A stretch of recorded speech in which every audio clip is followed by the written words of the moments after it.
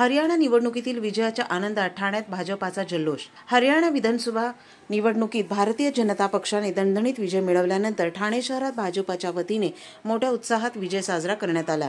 वर्तकनगर येथील भाजपा ठाणे जिल्हा कार्यालयाबाहेर फटाके फोडून आणि आनंदोत्सव साजरा करून कार्यकर्त्यांनी एकमेकांना शुभेच्छा दिल्या। यावेळी ठाणे शहर जिल्हा भाजपाचे अध्यक्ष संजय वाघुले यांच्या नेतृत्वाखाली मोठ्या संख्येने कार्यकर्ते आणि पदाधिकारी उपस्थित होते। महिलांचीही मोठ्या प्रमाणावर उपस्थिती होती, ज्यांनी हरियाणातील विजयाचा आनंद उत्साहाने व्यक्त केला। फटाक्यांच्या आतषबाजीत कार्यालय परिसर जल्लोषीय वातावरणात न्हाऊन निघाला।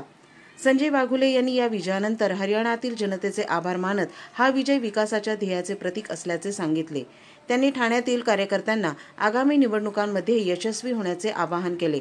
या कार्यक्रमात कार्यकर्त्यांनी पुढील निवडणुका आणि पक्षाच्या धोरणांवरही चर्चा केली।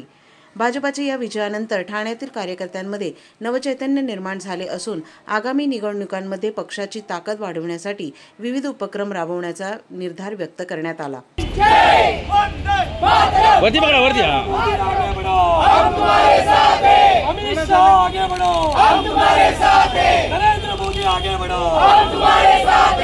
सकाळीच 2 राज्यांची मतमोजणीला सुरुवात झाली आणि जम्मू काश्मीर राज्य असेल, हरियाणा राज्य असेल, जम्मू काश्मीरमध्येही भारतीय जनता पार्टीने चांगली लढत दिलेली आहे। जम्मू काश्मीर मोदी पंतप्रधान झाल्यानंतर जम्मू काश्मीरमध्ये जो बदल झालेला आहे, त्या ठिकाणी जरी आमची सत्ता आली नसेल तरी भारतीय जनता पार्टीने त्या ठिकाणी चांगली लढत देऊन चांगल्या सीट जिंकलेल्या आहेत। हरियाणा राज्यामध्ये एक्झिट पोलनी काल डिक्लेअर केलं होतं की भारतीय जनता पार्टीचा त्या ठिकाणी पराभव होतो, परंतु भारतीय जनता पार्टीच्या कार्यकर्त्यांनी ही विजयश्री खेचून आणलेली आहे। यामध्ये देशाचे पंतप्रधान नरेंद्र मोदी आणि देशाचे भारतीय जनता पार्टीचं निवडणूक यंत्रणा, निवडणूक कशी जिंकायची याची जी चाणक्य नीती करणारे आमचे नेते, आमचे मार्गदर्शक अमितजी शहा यांचं या ठिकाणी मनापासून अभिनंदन करतो। आणि हरियाणामधील प्रत्येक बूथवर ज्या ज्या कार्यकर्त्यांनी मेहनत घेतली, हरियाणा राज्यामधील भारतीय जनता पार्टीच्या सर्व पदाधिकारी, सर्व नेत्यांचं